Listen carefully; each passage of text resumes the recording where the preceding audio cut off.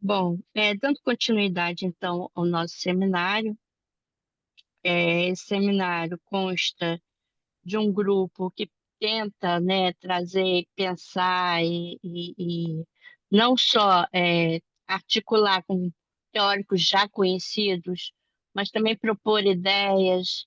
É um grupo pensante, é um grupo que tenta pensar a psicossomática psicanalítica, né, que eles não tem nada fechado, são teóricos, né, contemporâneos tentando pensar, né, escola francesa, agora temos a escola brasileira, que está tentando, né, pensar junto, e esse é um grupo justamente para isso, para que a gente possa trazer nossas ideias, cada um, né, no seu estilo, e que eu quero agradecer novamente a Márcia já esteve aqui com a gente, apresentou já um conjunto, né, um panorama muito interessante sobre a psicossomática psicanalítica e pedimos a ela que, então, continuasse agora com a questão da técnica, né, que eu acho que é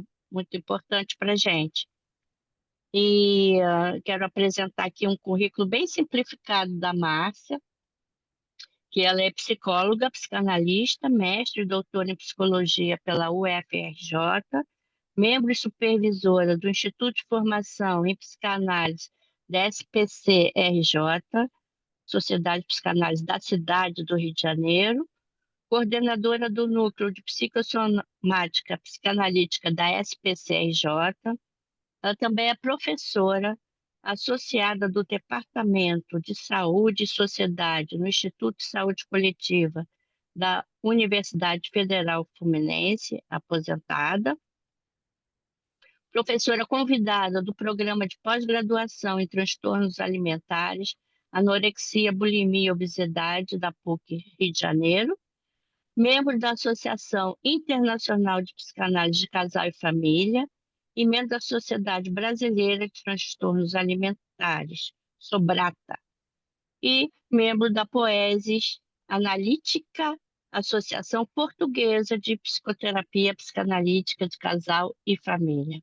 Além de ter livros publicados, um deles é Segredos que Adoecem, um estudo psicanalítico sobre o críptico adoecimento somático na dimensão transgeracional.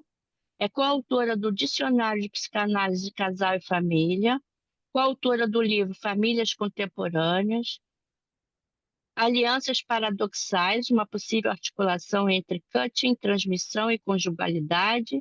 E agora, né, esse último lançamento é coautora do livro Psicossomática e Psicanálise e suas origens teórico-clínicas à contemporaneidade. Inclusive, trouxemos esse texto aqui, um dos, um dos seus textos nesse livro, trouxemos aqui para a gente poder conversar. Eu acho que foi na aula retrasada, se eu não me engano. A aula passada foi sobre Grodeck, né? E hoje temos um outro panorama sobre a escuta. Então, a Uhum. Muito bola está com obrigada. você. Muito obrigada por essa apresentação. E só queria acrescentar que eu sou co-coordenadora do Núcleo de Psicossomática da SPCRJ, juntamente com a Elizabeth Araújo, que está aqui, né, participando Sim, aqui junto com a gente, né? Eu e a a Beth. Elizabeth co-coordenamos, né? Beth já Uhum, esteve aqui também com vocês, né? uhum. Nós co-coordenamos o grupo de psicossomática já há muitos anos, né? É uma parceria já de longa data e é com quem eu tenho, né, uma afinidade teórica, clínica, enfim, né? Além de uma parceria de amizade de longa data. E queria te. É, É, eu quero avisar também que eu estou sempre aprendendo com a Márcia, né? E a gente está sempre trocando muita figurinha. E isso é muito enriquecedor, né?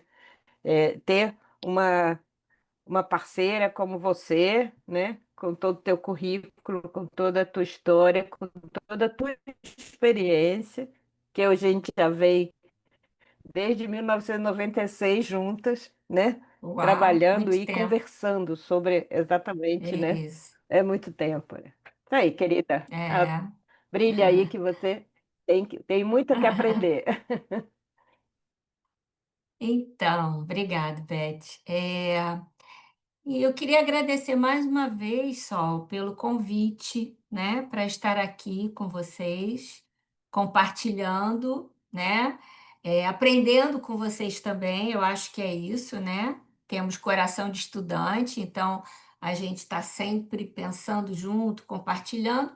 E a cada vez que a gente, né, pelo menos eu me sinto assim, a cada vez que eu trago algumas reflexões, alguns pensamentos, algo da minha prática, né? Quando eu compartilho, eu também aprendo, porque o retorno que as pessoas dão, as perguntas que fazem, as dúvidas que apresentam, são aberturas importantes na minha forma de funcionar e na minha forma de trabalhar. Então, eu queria muito agradecer a você mais uma vez para estar aqui, né, compartilhando com as pessoas, exatamente essa questão que para mim é tão cara na minha clínica, que é o as formas de trabalhar com as formas de adoecer, né. O tornar-se psicanalista, o ser psicanalista, não importa o tempo de formação que a gente tenha, não importa. O que importa é que a clínica ela se renova naturalmente, porque a sociedade se renova naturalmente, né? Os pacientes que chegam nos nossos consultórios, né, chegam com questões, com enigmas, com dificuldades, né, que são desafios para a gente o tempo inteiro. Fazem a gente pensar, a gente se questionar. São os pacientes que nos ensinam cada vez mais a buscarmos, a pesquisarmos, como você falou, né, Solange, a ampliar a gama de conceitos e de autores que a gente precisa transitar exatamente para que a gente retorne para a nossa clínica com mais sustentação, com mais confiança, né? Sendo que o mais importante é que isso não feche o nosso pensamento, muito pelo contrário, né? Então, uma das coisas fundamentais lá no texto inicial da obra freudiana que ele diz, né, nas recomendações aos médicos, que a gente precisa ter análise pessoal, a gente precisa ter supervisão e a gente precisa ter teoria, né, conhecimento teórico. Esse tripé ele continua sendo muito atual e é exatamente com isso que a gente sustenta a nossa clínica, né? A gente precisa ter análise na veia, né? A gente precisa efetivamente da nossa análise para poder ter estofo para sustentar as dificuldades que a gente vive na nossa clínica, né? Então, estar aqui hoje e compartilhar com vocês também, né, a respeito daquilo que eu venho pensando, né? Venho pensando nos meus estudos, na minha própria clínica, no meu grupo de estudos, nas minhas supervisões. Os meus supervisionandos me ajudam porque eles me fazem estudar mais para poder, né, oferecer mais condição de escuta, de pensamento, de reflexão. E uma outra coisa que eu também acho muito importante é que cada vez que a gente compartilha, né, se a gente lembrar de que quem conta um conto aumenta um ponto, né? Cada vez que a gente fala, cada vez que a gente traz a história do sonho manifesto, né, e do sonho latente. Então, quando você conta o sonho, você traz elementos do sonho que, na verdade, você está tentando fazer uma tradução desse sonho. E a clínica não é muito diferente disso. Quando a gente fala da clínica, a gente está ampliando os elementos que contribuem para a sustentação da nossa clínica, né? Então, queria agradecer a todo mundo que está aqui, né, para a gente, então, começar um pouquinho a esse compartilhamento. Solange, eu posso compartilhar aqui a tela? Ou você me colocou como co-host, ou eu passo para você? Como é que é?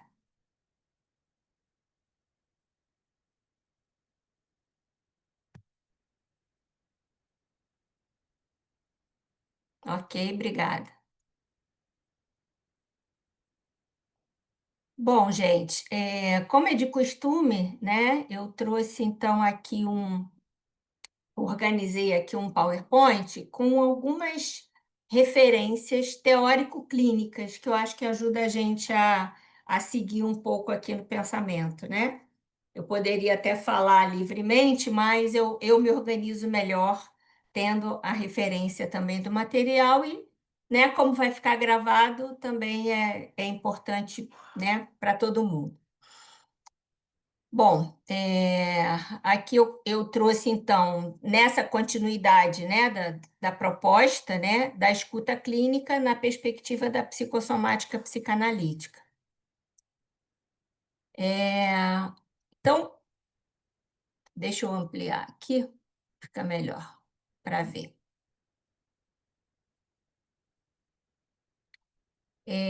Bom, para a gente começar aqui, eu trouxe essa frase do Alberto Heger. A intimidade ficará comprometida se o íntimo estiver prejudicado, tá?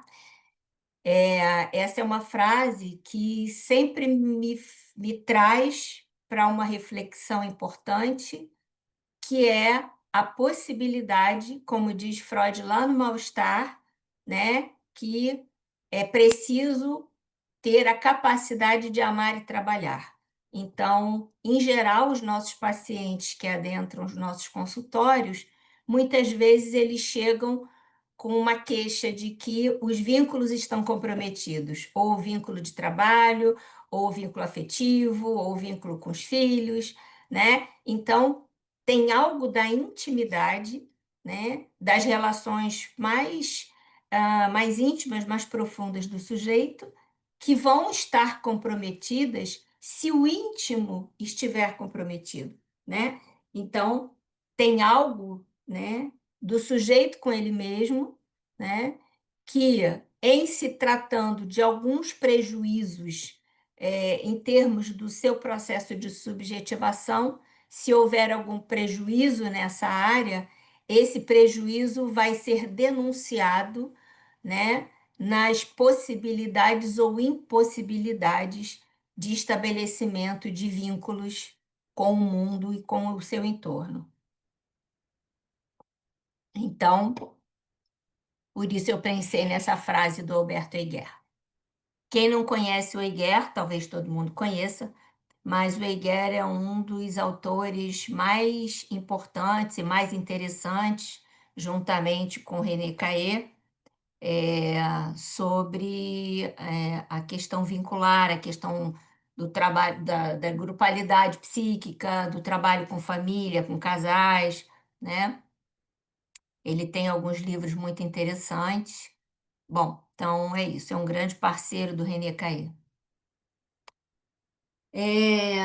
Bom, então vamos lá. Então, o que a gente, nessa questão da clínica, né? Quando a gente fala da clínica psicossomática psicanalítica, a gente está falando desse nosso quadrado, que né, a própria psicanálise, né? A própria sustentação e o próprio alicerce do lugar de onde a gente fala.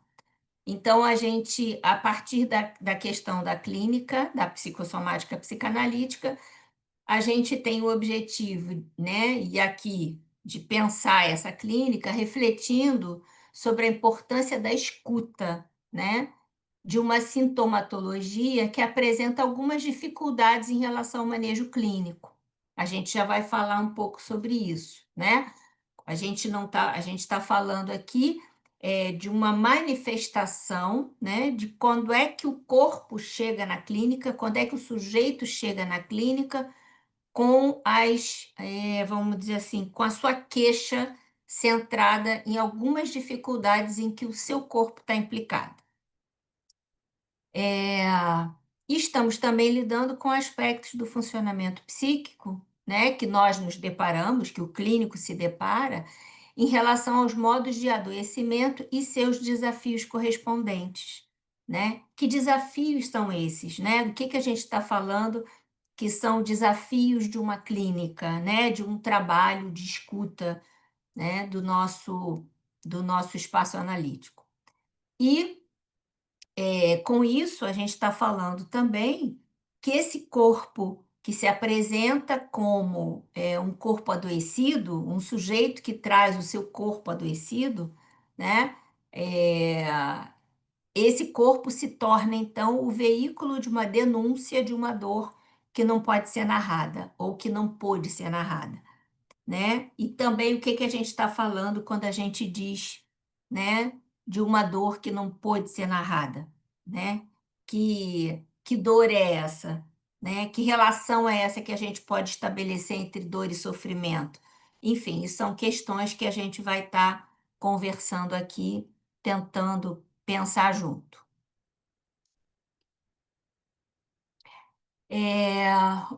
A gente estava falando ainda agora, né, que a gente precisa, de uma certa forma, seguir um pouco as orientações àqueles que, né, trabalham com a psicanálise. Precisamos dispor de recursos pessoais, recursos teóricos e técnicos para lidar com a diversidade de situações clínicas que se apresentam, né? Então, é disso que se trata. A gente não está nem um pouco distante das propostas freudianas aqui. Então, uma outra questão que é muito interessante, que a gente vem discutindo muito isso lá no nosso grupo, é que na clínica a gente vai lidar com os possíveis do eu, com as soluções que cada sujeito encontra dentro das suas próprias experiências, dentro das suas vivências, dentro daquilo que foi possível para ele desenvolver, daquilo que foi possível para ele acessar, né? Então, cada um, cada um de nós, cada sujeito vai, vamos dizer assim, vai ser produzido, vai ser construído, vai se desenvolver dentro de um contexto histórico, afetivo, traumático, sócio-histórico, né? Então, dentro desse caldeirão de investimentos afetivos libidinais, dos não ditos, dos segredos, do seu contexto familiar, né? Então, ele vai ser, vamos dizer assim, produto, né? Produto de uma construção. Ele desenvolver os seus possíveis, ele vai desenvolver sua capacidade defensiva para poder lidar com os excessos, com os investimentos, com a intensidade que vem de dentro e de fora, né? Ele vai se proteger daquilo que é insuportável para ele. Então, quando chega um sujeito no nosso consultório, né, a gente está recebendo alguém que já passou por muita coisa, né? E às vezes, exatamente por conta do cenário contemporâneo que a gente vive, do cenário social, da cultura, o sujeito chega com uma pressa de se livrar daquilo que está sendo insuportável para ele, né? Ele quer se livrar daquilo como se fosse alguma coisa que ele fosse retirar, como numa cirurgia, né? Talvez por isso as cirurgias plásticas estejam tão em alta, né? Tanto as bariátricas como as cirurgias corretivas, enfim, né? Bom, então a gente vai estar lidando com o sujeito que chega, né, com as suas próprias produções psíquicas, aquelas que foram possíveis para ele, né? Então, se ele é o resultado de um investimento narcísico, libidinal, pulsional, do meio em que ele é oriundo, em que ele é herdeiro, né? Nós vamos estar escutando, né, como é que ele se traz, como é que ele traz a própria história, né? O que que a gente sente, o que que a gente percebe, como a gente lida com isso. Bom, então, aí eu digo que esse é o cenário que o analista precisará ter em mente quando sentar na sua poltrona. Então, a gente precisa ter em mente, quando chega alguém, o que que ele está trazendo, o que que ele traz com ele, né? Então, num primeiro momento, eu não sei nada dele, é uma folha em branco, mas ele chega, né? Ele pode chegar sem saber o que dizer dele, ele pode chegar com receituário médico, ele pode chegar com o roteiro do que ele precisa dizer, do que ele precisa trazer, né? Mas, de qualquer maneira, ele está chegando com um pedido, né? E vamos entender de que maneira ele se traz, de que maneira ele faz esse pedido. Muitas vezes um pedido de ajuda desesperado, né? Muitas vezes num quadro, muitas vezes é a família que traz, né? Muitas vezes o quadro de adoecimento já é de tal maneira agravado, né, que a gente tem que parar e pensar o que que a gente é capaz de fazer naquela situação clínica, como, por exemplo, nos casos de adoecimento de pacientes anoréxicos, por exemplo, né? Então, pacientes oncológicos. Então, muitas vezes nós somos convocados, além de sermos convidados né? Estamos sendo procurados para que a gente, de alguma maneira, ofereça um espaço-tempo de escuta para que esse sujeito possa se manifestar, né? E dizer dele. Bom, aí René Roussillon diz para a gente que o eu se encontra submetido aos efeitos que a sua história o possibilitou ou impôs, né? Que é isso que a gente está falando, são os possíveis do eu, como diz a Pierre Lanier, né? A expressão dos possíveis do eu é da Pierre, e o René Roussillon, né, tem essa outra forma de dizer sobre a constituição subjetiva. Esse será formado por seus experimentados afetivos, né, como diz a Pierre, e aquilo que não passa pelo registro do pensamento estará impresso no corpo. Isso, né, é importante a gente começar a pensar, né, que quando, diante dos possíveis do eu, e se a gente está entendendo que esse sujeito está apresentando, né, algumas dificuldades narrativas a respeito de si mesmo, a gente tem que pensar onde é que está esse sujeito na própria história, né? E aí a gente se pergunta, como manejar o campo transferencial quando o pensamento permanece sem associações, quando a narrativa não apresenta nenhuma elaboração e ainda não apresenta nenhuma ligação com alguma atividade fantasmática? Então, se a gente aprendeu que a regra fundamental com que a gente lida psicanaliticamente, né, é que a gente tenha uma escuta uniformemente flutuante, né? E que o sujeito possa falar em associação livre, para que o sujeito possa ir fazendo as articulações e a gente vai acompanhando o sujeito no seu pensamento, a gente tem que repensar, então, quais são as ofertas que o campo transferencial vai poder oferecer para esse sujeito quando ele traz uma dificuldade de associação livre, quando ele tem dificuldade de falar afetivamente a respeito de si mesmo, quando o relato dele aparece em terceira pessoa, é, quando a gente percebe uma suspensão da afetividade, né? Então, é, toda essa organização, esse enquadre, o nosso setting, os nossos combinados, né? O nosso contrato com o paciente, os remanejamentos de horário que a gente tem que fazer, os ajustes, na técnica que a gente acaba tendo que realizar, a gente tem que pensar como é manejar o campo transferencial dentro de uma perspectiva, né, do sujeito adoecido, da clínica conhecida como uma clínica psicossomática psicanalítica, né? Onde a psicanálise, que é o nosso campo de trabalho, a gente vai certamente ter que pensar em manejos, e aí é exatamente o que os autores contemporâneos estão chamando de elasticidade da técnica, né? É com isso que a gente lida, é com isso que a gente trabalha. Sem fugir da perspectiva psicanalítica que a gente tem internalizada. Lembrando que os autores de base da nossa própria formação são os nossos outros quando a gente entra dentro dos nossos consultórios e a gente senta na nossa poltrona.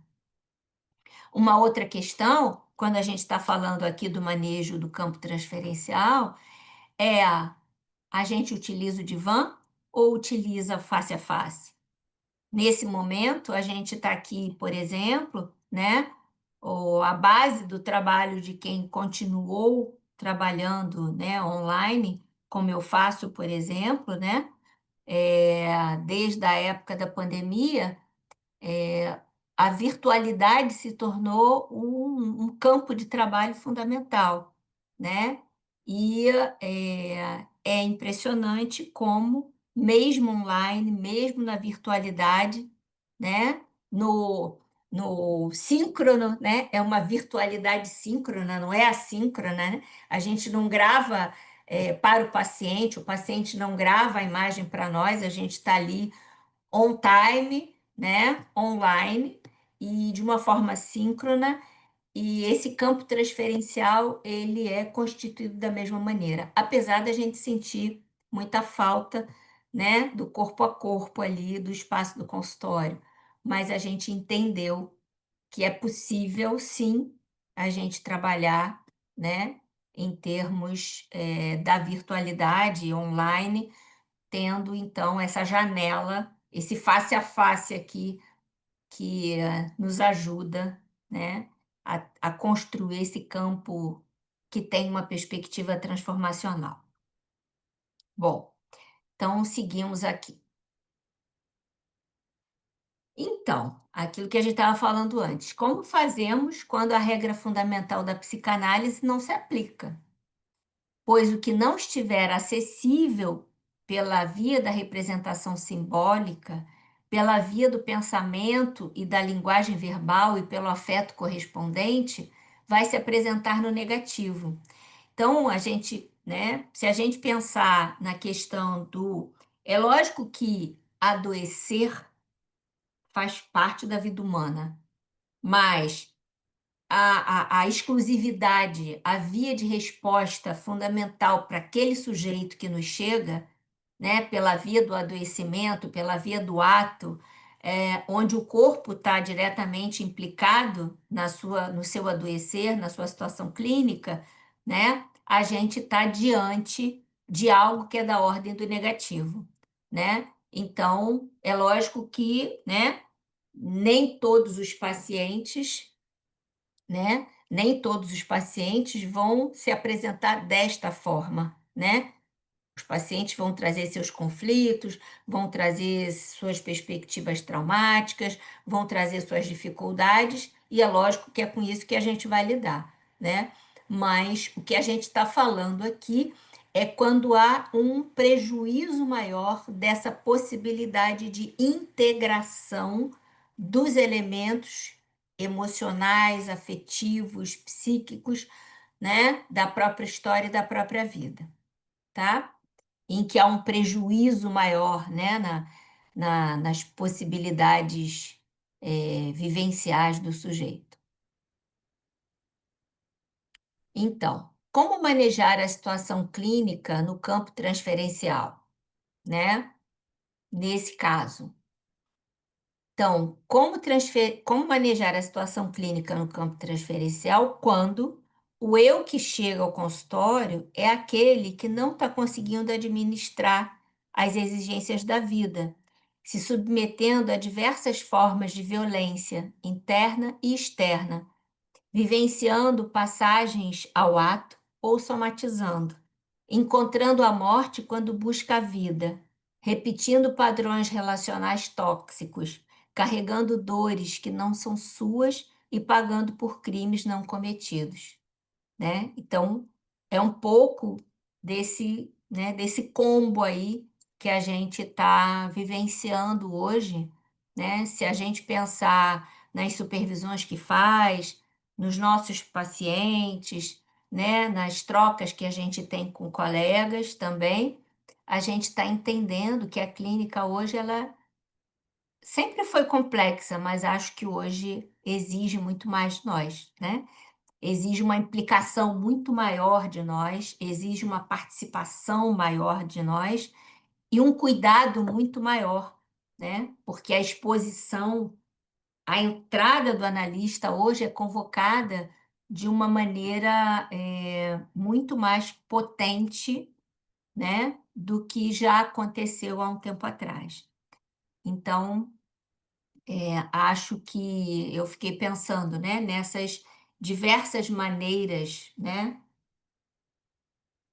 em que o traumático se apresenta, em que o traumatismo se apresenta, em que as violências se apresentam, né? São diversas as formas de violência a que os sujeitos estão expostos. Sendo assim, se o corpo, né, é uma fronteira porosa, é a fronteira da nossa existência, né, que recebe os ditos e os não ditos através da dimensão sensorial, lá nos primórdios da vida, e se ali está a fonte somática da representação psíquica do mundo, o analista, em seu corpo, sua sensorialidade, com a sua capacidade ou disponibilidade de estar com o paciente, segundo Ferenczi, através do empréstimo da sua capacidade de pensar, como diria Bion, of- oferecendo um holding, como diria Winnicott, através do enquadre com todos os seus elementos, poderá viabilizar a emergência de aspectos mais primitivos e esses possam vir a ser traduzidos e, quiçá, transformados. Então, a gente aqui eu tentei colocar um pouco, né, como cada um desses autores preocupados com esse formato de apresentação do funcionamento psíquico de cada um, né? Então, entendendo que o eu, né, que o eu corpo, né, que o corpo é essa fronteira porosa, limite da existência humana, que vai receber na sua origem, desde a sua origem, os ditos e os não ditos a que ele é submetido, né? Através do seu corpo, da sua sensorialidade, da sua intimidade psicossomática com aqueles que cuidam dele desde o início, né? Da função materna, do olhar, do toque, do corpo, da amamentação, do segurar, como diz a Ivanise, né? Então, e se é no corpo que se encontra a fonte somática da representação psíquica do mundo, o analista vai oferecer a sua sensorialidade, ele vai oferecer o seu olhar, a sua escuta, o seu corpo, o seu aparelho psíquico, né? A sua capacidade de pensar, como diz o Bion, e a sua capacidade, os seus recursos e a sua possibilidade de se disponibilizar a ser muitas vezes invadido por aquilo que não é dito, né? Se o paciente está trazendo seu corpo adoecido e se ele tem uma dificuldade, né? Se ele tem um prejuízo simbólico representativo, no sentido de falar de si, né? Vamos dizer assim, pensando inicotianamente, né? Nos processos do desenvolvimento emocional primitivo, a gente tem a não integração, a integração e a desintegração. Então, muitas vezes, o que que a gente está lidando? A gente está lidando com a desintegração ou a gente está lidando com a não integração? E aí é nessa escuta, né? Na nossa capacidade de estar com, que muitas vezes a gente vai é, se permitir ser invadido, muitas vezes, pela identificação projetiva do paciente, para que a gente possa traduzir o que está acontecendo ali. É na paralisia do nosso pensamento, é no entrave da nossa capacidade de articular, de pensar, de associar, de compreender, de muitas vezes a gente está nem conseguir ouvir o que o paciente está dizendo, né? E só que exatamente precisamos ter uma aproximação e uma distância suficiente para que a gente seja capaz, então, né, de utilizar o nosso aparelho de pensar pensamentos, né, segundo Bion, oferecendo esse holding, como diria o Winnicott, né, através desse enquadre, né, do nosso enquadre interno também, com todos os elementos, com a nossa formação, a nossa leitura, com as nossas supervisões, com a nossa análise, né? E a gente, talvez, nesse bom encontro que a gente espera que aconteça com o paciente, poderíamos viabilizar a emergência de aspectos mais primitivos e esses pudessem vir a ser traduzidos e, quiçá, transformados no espaço analítico oferecido. Tá, gente? Então, de alguma maneira, é esse espaço-tempo de escuta, de encontro, né, que a gente está falando quando se trata dessa clínica mais complexa. E aí eu pensei em aspectos teóricos clínicos, né, que a gente precisa pensar e precisa, de alguma forma, transitar por eles, né, quando a gente está pensando exatamente nessa clínica, né? É exatamente relacionado com o processo de subjetivação, que é sustentado por bases identificatórias, que envolve as ligações entre o eu e o outro, que envolve o aspecto intrapsíquico do paciente e do analista, que envolve o aspecto intersubjetivo que o paciente traz, né? E que vai ser constituído um novo espaço intersubjetivo entre o paciente e o analista, né? E o transpsíquico, que é aquilo que o paciente traz, né, na sua transgeracionalidade, e aquilo que nós, analistas, também trazemos na nossa transgeracionalidade, né? Então, o corpo a corpo, o aspecto pulsional, o intergeracional e o transgeracional vão estar, vamos dizer assim, a dupla paciente-analista vão estar imersos, né, exatamente nesse campo pulsional, nesse espaço intergeracional e transgeracional, tá? Então, mesmo dentro de um atendimento online, mesmo dentro de uma situação, né, como essa, dessa virtualidade, como a gente falou, a gente vai estar lidando, né, exatamente com os mesmos aspectos.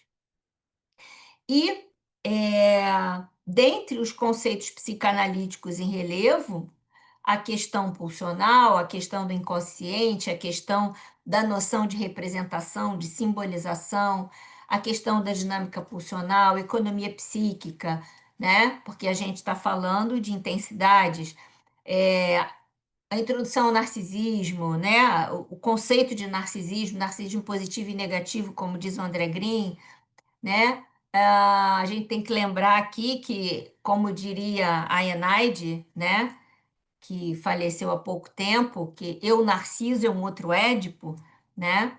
E a gente está lidando com os investimentos narcísicos libidinal e pulsional do paciente, a gente está lidando com a questão do desejo, com a questão da falta, com a questão da diferença e da não diferença.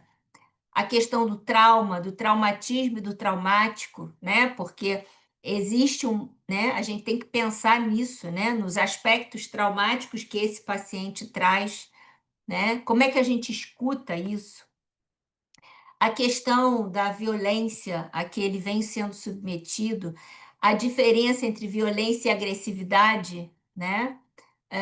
A questão do luto, dos lutos possíveis, lutos elaboráveis e não elaboráveis, né? Os aspectos melancólicos que esse paciente pode trazer na sua história, a questão da alteridade, da instauração da alteridade, a relação do corpo com a instauração da alteridade, né? A questão da possibilidade de constituição da fantasia e os fantasmas a que ele está submetido, né? O conceito de transmissão psíquica, que é importantíssimo. Então, tudo isso, né? Eu fiquei pensando, né? Quando fui colocando aqui esses conceitos, eu fui pensando no combo e vamos dizer assim, na rede de conceitos que a gente precisa conhecer, ter em mente, poder pensar a respeito, poder destrinchar e, quando o paciente está diante de nós, né, é importante que tudo isso esteja já incorporado, já internalizado, ou que a gente vá buscar, né, depois daí, porque quando o paciente está ali, nada disso aqui vai estar sendo pensado durante a nossa escuta, né? A gente vai escutar o que ele está trazendo, né? Mas o que ele está trazendo está imerso, né? O sofrimento que ele traz, a dificuldade que ele traz, os prejuízos que ele traz, não vão ser pensados teoricamente ali, né? São os nossos recursos pessoais, né? A nossa escuta, o nosso modo de manejar aquilo, a nossa impossibilidade, nesses casos, de interpretar o que ali está acontecendo, mas de compartilhar, né, com ele as suas, a sua possibilidade de pensar sobre si mesmo. Aí, nesse caso, a gente está falando de situações de prejuízos que são oriundos de momentos muito primitivos, de momentos muito primários, né? Então, a gente está lidando com o vazio de palavras que vai ser impresso no corpo. Para a gente pensar no vazio de palavras, a gente vai ter que pensar o seguinte: o vazio de palavras no sentido da legitimação, da pertinência desse sujeito, da legitimação da sua diferença, da legitimação da sua existência para além do grupo que ele pertence, da legitimação de uma efetiva diferença, né? Da constituição da possibilidade da sua alteridade. Então, quando a gente fala de vazio de palavra, a gente está falando de vazio de palavra que está diretamente relacionado com a necessidade de reconhecimento, né?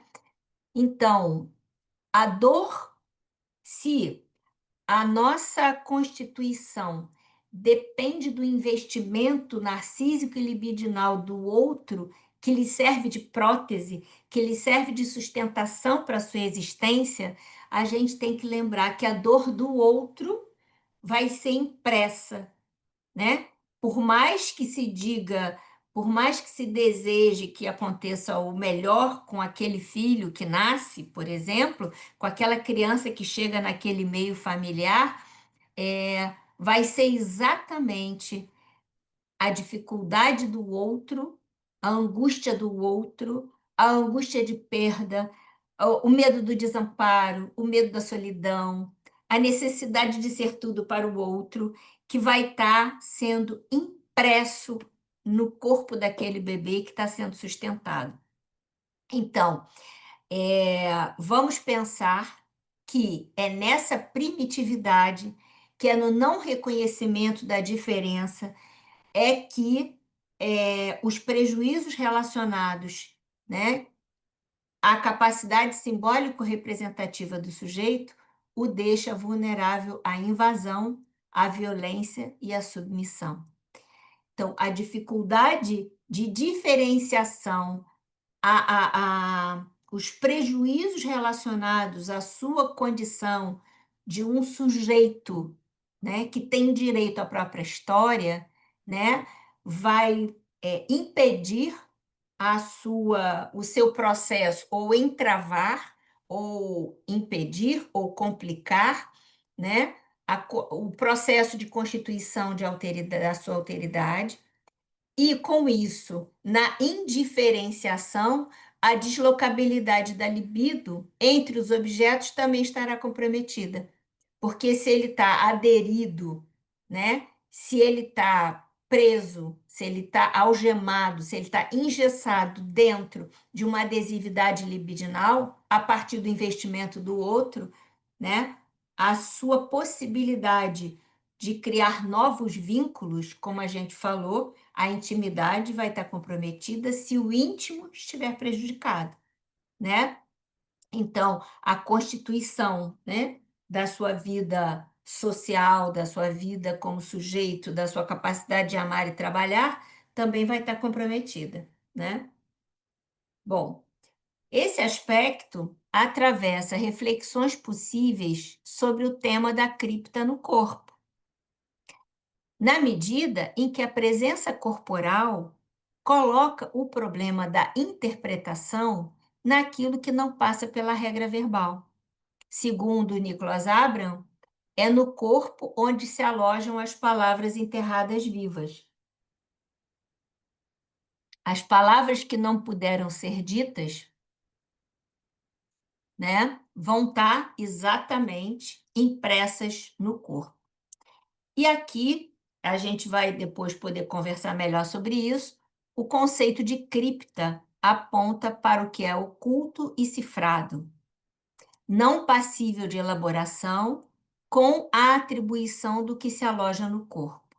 Então, quando a gente fala dos conteúdos encriptados, a gente está falando de um vazio, a gente está falando de algo que não pôde ser digerido, elaborado, construído, e algo que não pôde ser integrado no processamento psíquico desse sujeito, tá?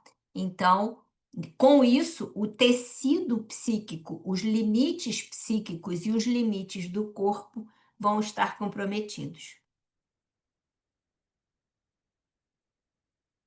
No caso do adoecimento críptico, um luto vivido por uma geração anterior ou anteriores não se torna parte dos dramas familiares a serem narrados.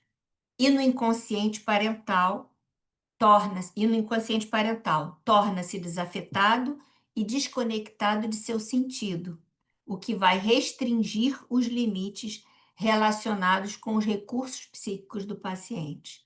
Então, quando a gente fala do adoecimento críptico, né, a gente está falando de lutos que não puderam ser elaborados, digeridos,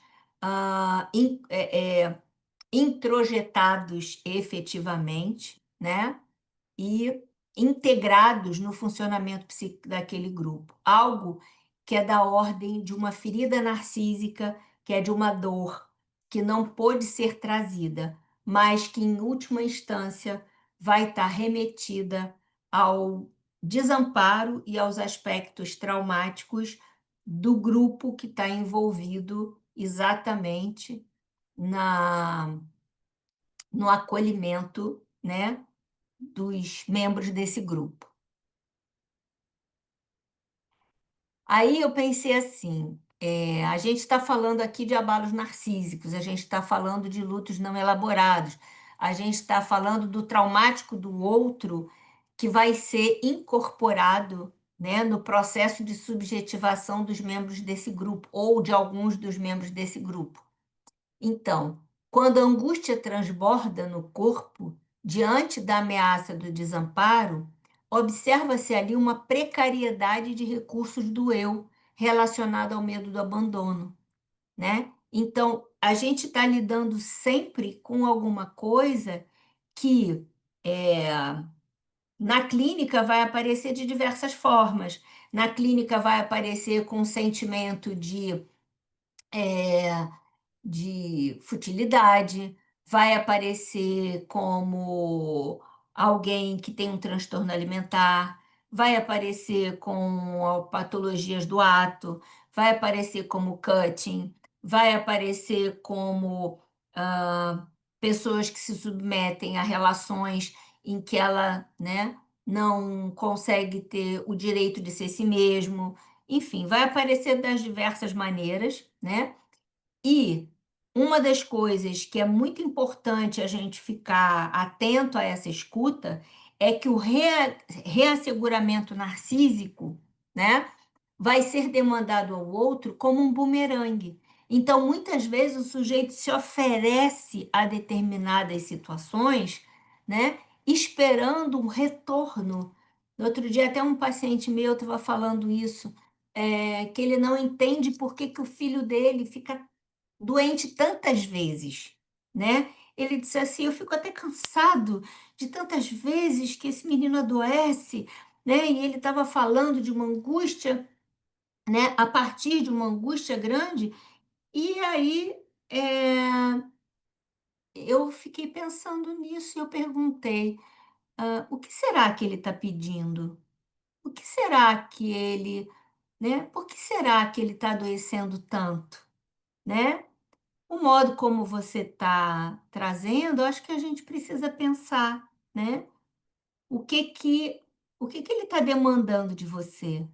Aí, porque ele disse isso. Ele falou assim, porque ele só quer ficar comigo, ele quer que eu fique perto dele, né? E eu digo para ele que eu tenho que trabalhar, enfim, ele estava lá reivindicando um espaço a mais, e eu aqui pensando, né? Provavelmente essa criança está esperando um retorno, né? Um retorno mais afetivo desse pai. O que será que essa criança, né, que tem 9 anos, sei lá, 8 anos de idade, né, está adoecendo tanto e está pedindo que o pai cuide dele, né? Que cuidado é esse? Que reasseguramento narcísico é esse que está sendo demandado como um bumerangue, né? Sendo assim, o que que eu coloco aqui, né? O movimento de transformação possível no processo analítico sempre estará na ordem do possível. É com isso que a gente lida, né? Aonde a gente vai, até onde a gente vai chegar no nosso trabalho? Vai ser até onde for possível. A gente não sabe. A gente vai manejando na medida do necessário e na medida do possível, né? A gente vai devolvendo algumas coisas para o paciente, né? Tentando oferecer um espaço em que ele possa se ver, né? E a gente vai colocando ele no centro da cena, né? Quando muitas vezes ele tá trazendo um funcionamento operatório, talvez tão desafetado, né? Que ele não consegue perceber por onde caminham os afetos que o envolvem, né? E muitas vezes, nesse seio familiar, né? Estou aqui pensando no seio familiar, que a esposa desse paciente teve câncer de mama, né? Então, tem algo aí, né, em que o corpo é quem chega na frente e pede cuidado. Bom, a vivência do mal-estar, que a gente está falando aqui, e o transbordamento da angústia são vividos pelo eu, né? E se esse sujeito não consegue acessar o seu próprio mal-estar, né, vai ser exatamente no corpo em que esse adoecer ou que essa tradução do seu mal-estar, né, o transbordamento da angústia vai acontecer. E muitas vezes, por exemplo, né, eu estou aqui pensando numa paciente que se cortava muito,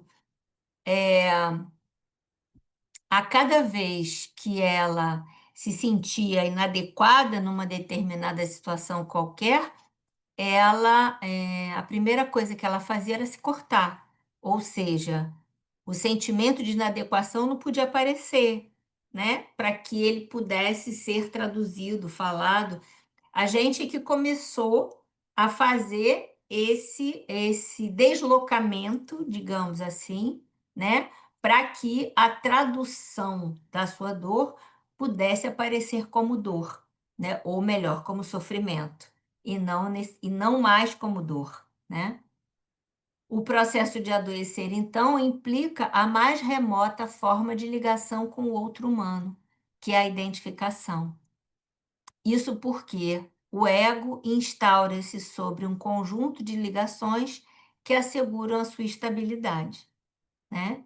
Então, se essas ligações não podem ser percebidas, se essas ligações estão vivendo um processo de desobjetalização, de desligamento, né?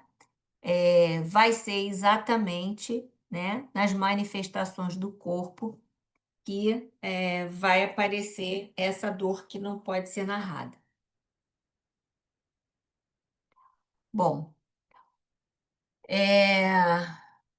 eu acho que a gente já falou disso. Essas situações são acionadas pelo gatilho de uma insuficiência de recursos que provoca uma ausência de resposta psíquica, né?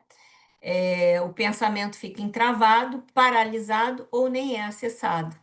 Daí temos a situação do transbordamento, que é o que acontece muitas vezes em situações de compulsão alimentar, por exemplo, em situações de uso de álcool, de droga, né? Então, o impulso, né, é imperioso, ele tem que dar escoamento àquele aumento de tensão no aparelho psíquico. Então, de alguma maneira, o pensamento fica entravado e ele só consegue agir, ele só consegue atuar, né? Esse quadro nos remete a falhas precoces relacionadas à função continente dos objetos primários. Algumas vezes, o paciente pode trazer o seu estranhamento acerca do aparecimento desse estranho em si mesmo, né? Outras vezes, se consome pela culpa e busca reparação. E se não houver diferenciação suficiente, faz um retorno sobre si mesmo, pois não há espaço externo para depositar a sua intensidade do lado de fora, né? Então, não há um objeto confiável do lado de fora para que essa intensidade tenha uma direção. Se não tem objeto fora, faz um retorno sobre si mesmo. O corpo vai ser a fonte e o alvo do ataque, a fonte e o alvo dessa intensidade. Então, muitas vezes, eu vou usar de novo a questão do surto alimentar, né? Um surto alimentar é uma forma de retornar a si para preencher o vazio, né? Para, de uma certa forma, dar escoamento à intensidade né? Vamos dizer assim, dentro do aspecto econômico, né? É exatamente para dar escoamento àquela intensidade insuportável. Então, tá quase acabando aqui, tá, gente? O adoecer somático e a patologia do ato apresentam um empobrecimento de possibilidades simbólicas. E quando o eu falha na sua capacidade mediadora, o sujeito se mantém adesivado ao modo de funcionamento primário e a resposta às exigências da vida, será através do soma. Então, se ele tá se sentindo, está sendo exigido, está sendo mais cobrado, o sentimento de ineficiência, de uma certa maneira, né, Aí a gente vai, enfim, se a gente desdobra isso, a gente vai pensar nos ideais superegóicos tirânicos, a gente vai pensar, né, na fantasia de ser muito e acaba se tornando um nada a ser.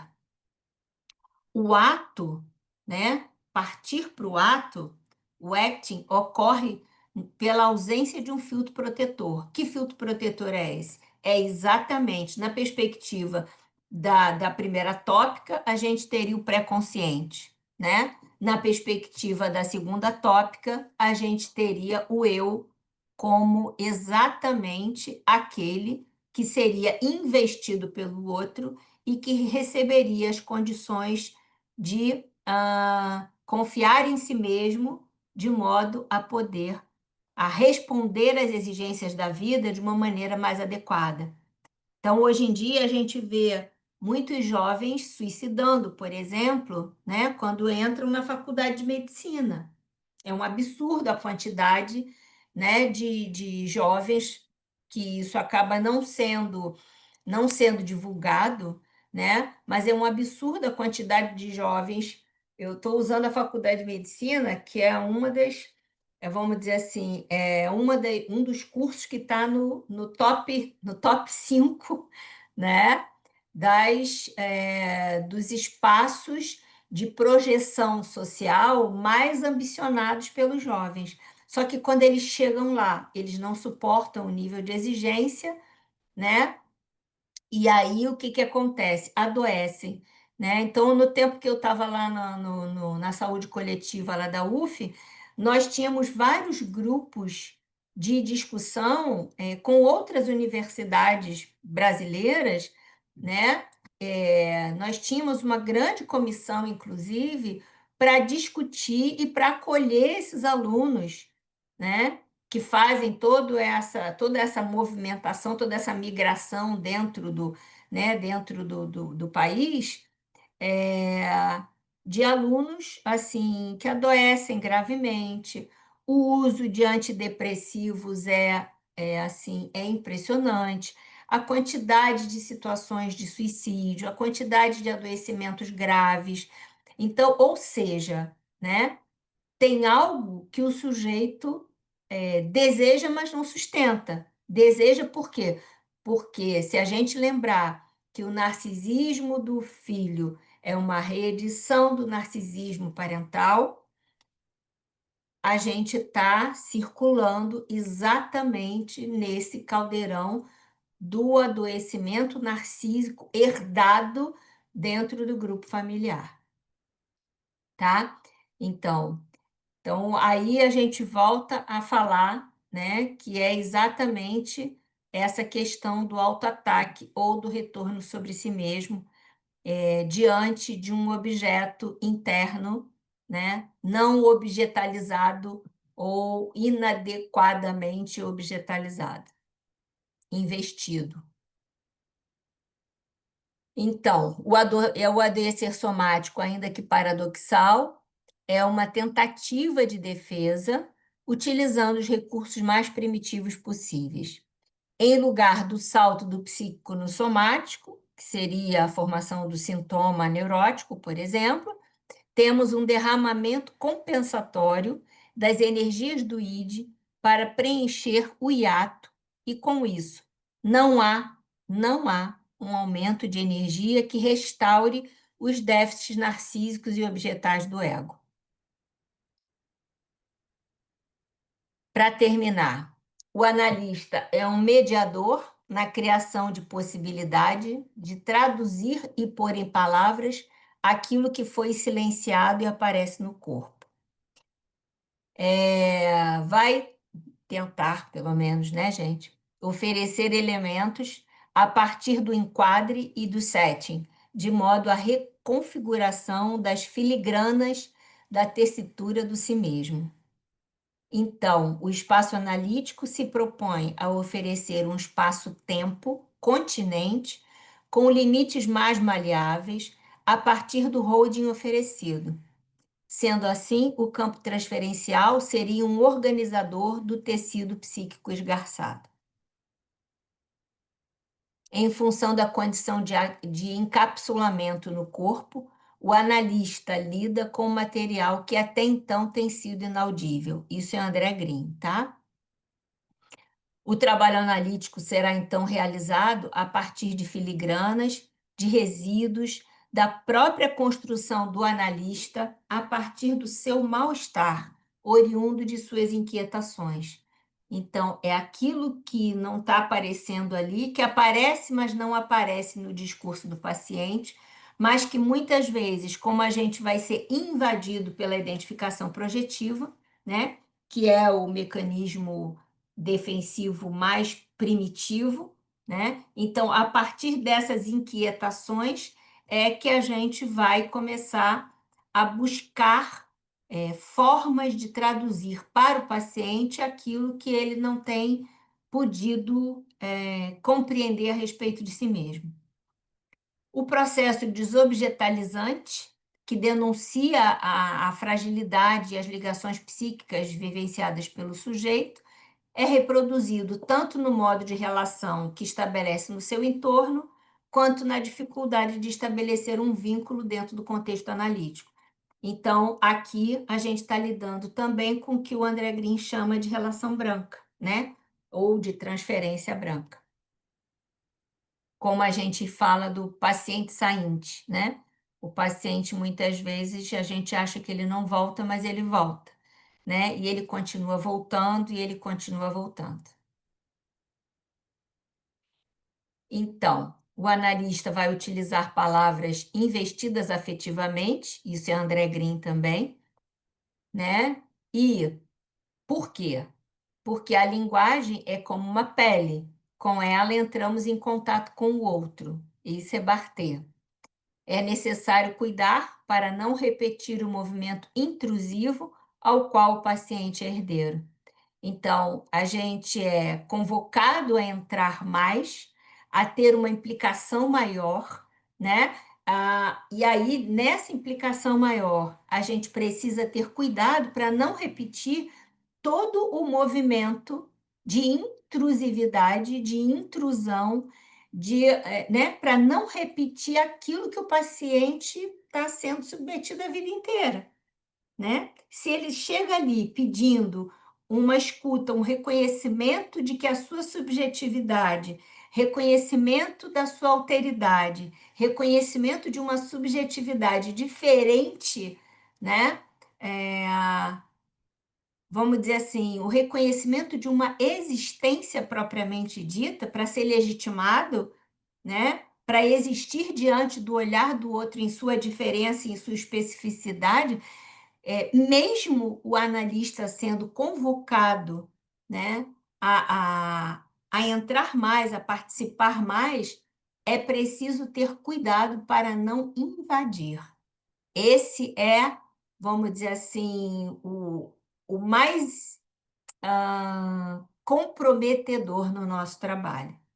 Porque, apesar da nossa neutralidade nunca ser absoluta, a nossa participação também não pode ser absoluta. É ele, o espaço é dele, o espaço é de fala e de escuta, né? Então, o que a gente vai fazer é juntar as peças, é tentar reorganizar as peças do quebra-cabeça que ele traz para a gente. E como diz Aulanier, as peças nunca são encaixadas perfeitamente.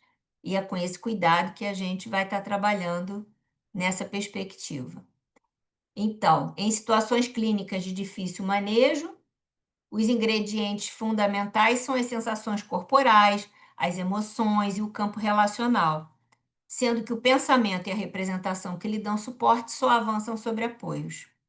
É necessário que haja uma base para que sejam inscritas as vivências do sujeito, a partir da qual se possibilita a introjeção de novas inscrições psíquicas, podendo ou não haver a ampliação dos circuitos pulsionais e a criação de novos objetos, outros modos de estar no mundo, mas pelo menos um outro olhar sobre si mesmo. Muito obrigada pela atenção. E eu fico por aqui.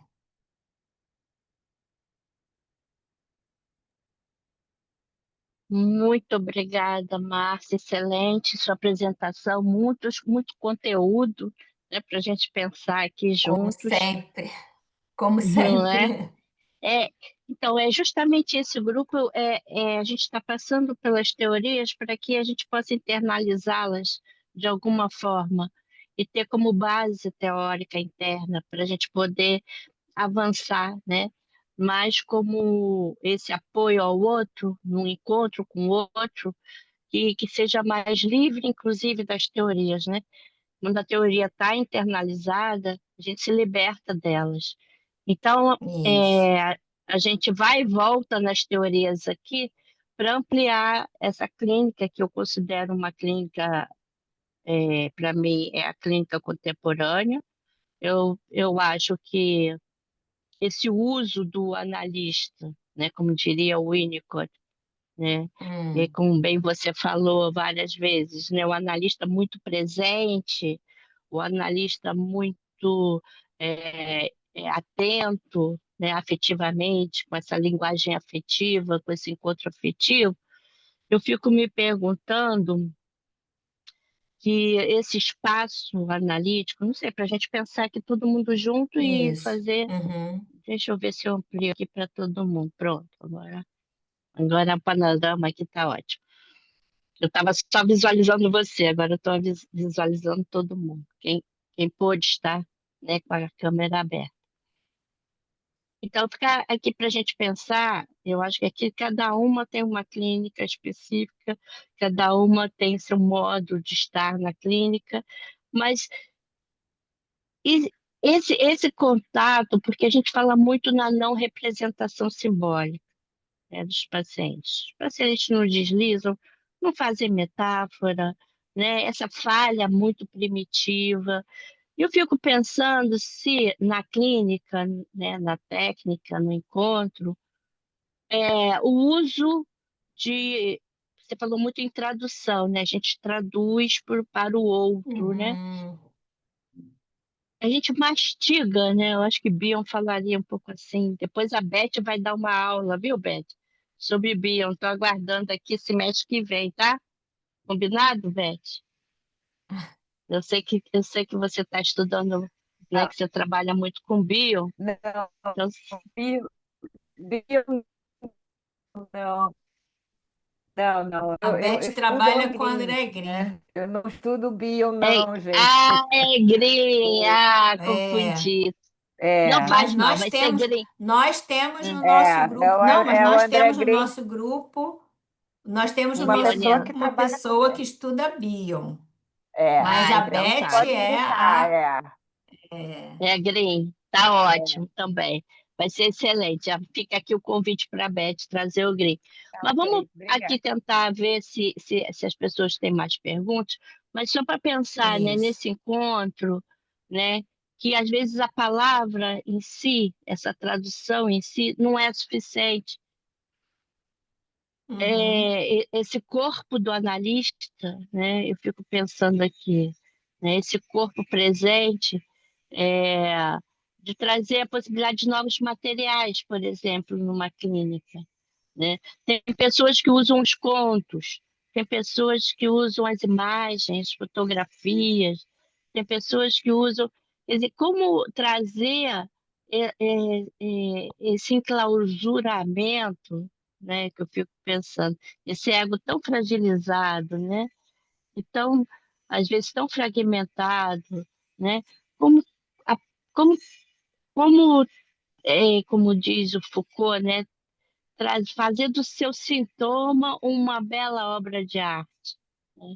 Eu fico pensando, né, nessa clínica, né, como é que a gente pode pensar uma clínica psicanalítica, né, dentro da psicossomática, esse corpo adoecido, né? Porque não há diferença, né? A gente sabe disso, né? Corpo uhum, e mente, pelo menos nossos sim, teóricos que a gente gosta, que a gente traz, né? Uma frase que você falou, buscando a vida, ele acaba encontrando a morte, né? E vocês estão me ouvindo? Parou? sim, Estão me ouvindo? Ah, tá. Sim. Eu fico, como eu tenho muita clínica de bebês e crianças, né, como estão muito próximos também da morte, como, acaba acontecendo, né, desse adoecer, né, desse corpinho tão ainda, né, eh, desamparado, né, tão vulnerável, né, como ele precisa desse apoio, quanto que as mães eu vejo hoje em dia, principalmente com a entrada, né, dos veículos do Instagram, ou Facebook, né, desses veículos, trazendo manuais de como ser mãe, entendeu? Manuais.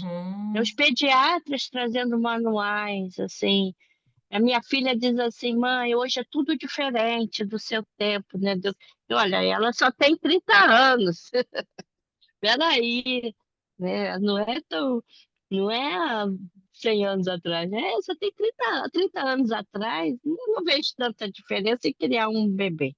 Bom, mas é para a gente pensar como esses corpos, né, estão tão,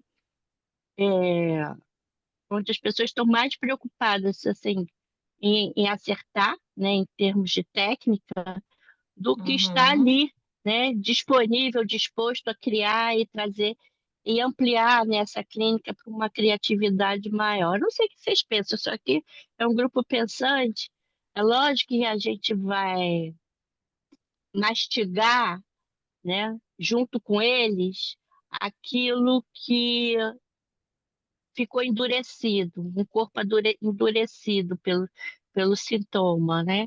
A gente vai junto com eles tentar, eh, amaciar, né, pelo menos é o que clinicamente, né, a gente tenta amaciar, junto com eles, trazendo outras possibilidades, co-criando com eles, co-criando, que eu acho que essa Uhum. clínica necessita, né, de uma co-construção para que exploda, né, eh, esse endurecimento, que o sintoma é um endurecimento, né, eu acho é a única maneira daquele corpo falar, tudo bem, é a maneira que aquele corpo encontrou, né, uma forma de estar no mundo, a gente entende, é uma como você falou, é uma forma desse corpo pedir ajuda, né, chegar comunicando algo a gente, ou comunicando à mãe, por que está adoecendo tanto, né.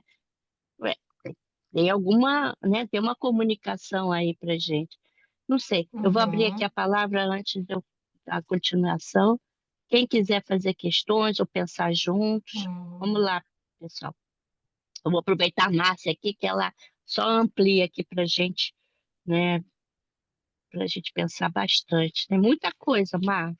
Eu poderia falar Tem aqui muita por coisa. horas e horas, mas eu prefiro que as pessoas falem da sua Uhum. clínica, façam perguntas, questões.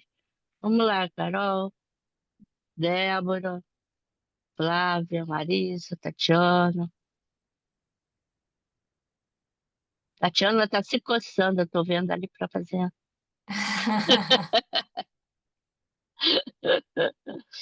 Ah, Pois Fala, Tatiana, é isso, então. mas eu estou aqui um pouco porque eu vou atender daqui a pouco às 14. Eu estou assim, "Ai, será que eu começo o assunto? Eu não começo, mas temos tempo, vamos. tá, Até porque 2 horas.